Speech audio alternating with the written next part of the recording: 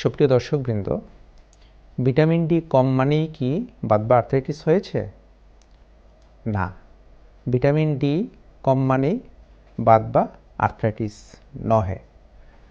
তবে বাত বা আর্থ্রাইটিসে রোগীদের যদি ভিটামিন ডি কম থাকে তাহলে কিন্তু রোগীর রোগের প্রকোপটা বেড়ে যেতে পারে এবং এই ভিটামিন ডি সাপ্লিমেন্টের মাধ্যমে তার যে রোগ তার যে কিউরটা করার ক্ষেত্রে ভূমিকা রাখতে পারে। ভিটামিন ডি অভাব হলো একটা পুষ্টিজনিত সমস্যা যা হাড় ক্ষয় এবং পেশিকে দুর্বল করে।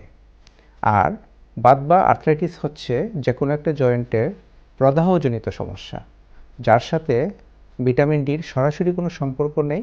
তবে এই বাত বা আর্থ্রাইটিসের রোগীর যদি ভিটামিন ডি অভাব থাকে তার কিন্তু এই প্রবলেমটার প্রকোপটা বেড়ে যায়।